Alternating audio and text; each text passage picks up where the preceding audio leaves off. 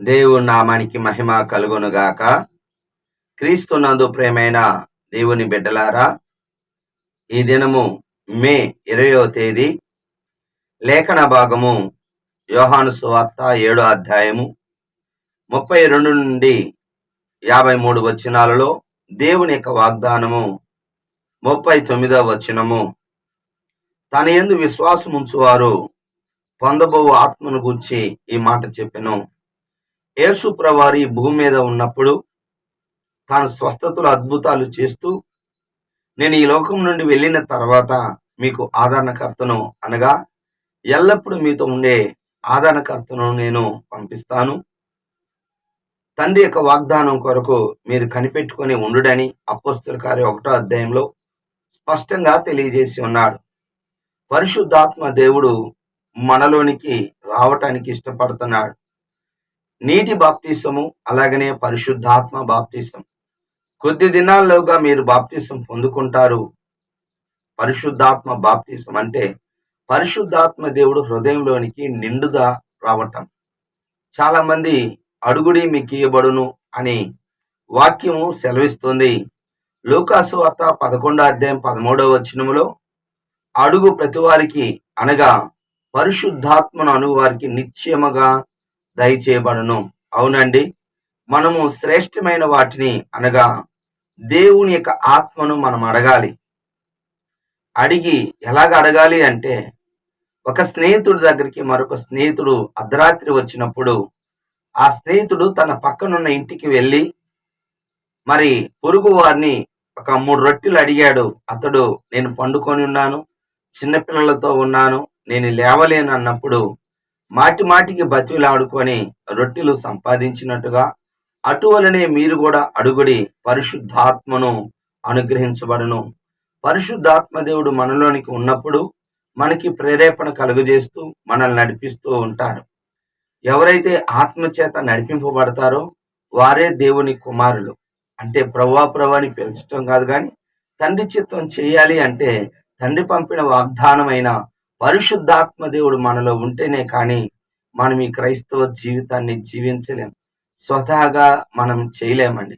ఆత్మ ద్వారానే ఈ కార్యాన్ని చేయగలం. కాబట్టి ఈ క్షణమే, ఇప్పుడే పరిశుద్ధాత్మ నడిపింపు హృదయములో పరిశుద్ధాత్మని ఆహ్వానించుకోండి. నీ దేహములోనికి, అనగా నీ దేహమనే ఆలయంలోనికి ఆయన నివసిస్తాడు. హల్లెలూయా. ఒప్పుకోవలసిన పాపాన్ని చూస్తే 43వ వచనము, యేసు ప్రభువారిని గూర్చి జన సమూహములో భేదము పుట్టెను. మరి కొంతమంది ఏమంటారంటే యేసు ప్రభువారిని క్రీస్తు అంటారు, మెస్సియా అంటారు, కొంతమంది కాదు అంటారు. మరి మీకా గ్రంథం 5వ అధ్యాయంలో స్పష్టంగా రాయబడింది, యోధా బెత్లెహేములో యేసుక్రీస్తు పుడతాడు అని చెప్పినా గాని కొంతమంది ఇంకొక రివర్స్లు ఏమడుగుతున్నారు అంటే, గలిలీ నుండి ఎవరైనా రాగలరా, మెస్సే రాగలరా అంటారు. జాగ్రత్తగా సున్నితంగా ఆలోచన చేస్తే లేఖనాలు ఆయన గూర్చి సాక్ష్యం ఇస్తున్నాయి. కానీ ప్రజలు, కొంతమంది శాస్త్రులు, పరిసయ్యులు అసూయతో మరి యేసు ప్రభు మీద తిరుగుబాటు చేస్తున్నారు. అవునండి, ఈ దినాల్లో కొంతమంది ఆయన దేవుడు కాదు, ఆయన ప్రవక్త అంటారు. దయచేసి అలా కాకుండా నీ మటుకు నువ్వు రుచి చూడు. కీర్తన 34లో స్పష్టంగా రాయబడింది, 9 వచ్చిన, యెహోవాని రుచి చూసి తెలుసుకోమన్నాడు. ఆయన ప్రభు, ఆయన రక్షకుడు, ఆయన దేవుడు కాకపోతే నీ కొరకు నా కొరకు ఆయన ఎలాగా సిలువలో మరణించగలడు, మరణించి తిరిగి లేయగలడు? ఒక దేవుడికే సాధ్యం తిరిగి లేయటం. కానీ యేసు ప్రభువారు తిరిగి లేచిన దేవుడు. ఆయన యందు విశ్వాసం ఉంచినట్లయితే మనం కూడా తిరిగి లేస్తాం. ఇలాంటి డౌట్ని, అంటే ముఖ్యముగా చనిపోయిన తర్వాత జీవితాన్ని గురించి దుష్టుడు మరి నమ్మకుండా చేస్తాడు. అలాగ మనం జాగ్రత్తగా పడాలి. భేదం లేకుండా మరి మనం ఆయన దగ్గర మన పాపాలు ఒప్పుకుందాం. ఎందుకంటే మరి ఏ భేదము లేదు. మరి అందరము పాపం చేసి దేవుడు అనుగ్రహించి మహిమను పొందుకోలేం. ఆ మహిమ పరిశుద్ధాత్మ మహిమ. అలాగనే ఆయన రక్తంలో మనం కడగబడి ఆయన నామాన్ని మహిమపరుద్దాం. చివరిగా ఆజ్ఞ 37వ వచనం, ఎవడైనా దప్పికొని ఎడల నా ఎద్దుకు రండి, దప్పిక తీర్చుకొని అన్నాడు. ప్రభువు దగ్గరకు రావాలి. ఆత్మ దాహం బాగా గమనించండి. శరీర దాహం, అలాగనే నా ఆత్మ ఎక్కడికి వెళుతుంది? ఆ మహాదినాన, అంటే మరి పండుగ దినాలలో, పస్క పండుగ దినాల్లో మొదటి 7 రోజులు ప్రధాన యాజకులు మరి శిలువ కోనేటిలో నీళ్లు తీసుకొని వచ్చి బలిపీఠం మీద అంటే అర్పణ అర్పిస్తూ ఉంటారు. చివరి దినాన మరి వారు 7 దినాలు తెస్తారు. 8దో దినాన మహాదినాన యేసుప్రభు అంటారు, నా దగ్గరకు వస్తే దప్పిక కొనడు. బాగా గమనించండి. సమరయ స్త్రీకి మామూలు నీటికి వచ్చింది, ఆత్మదాహం తీరింది.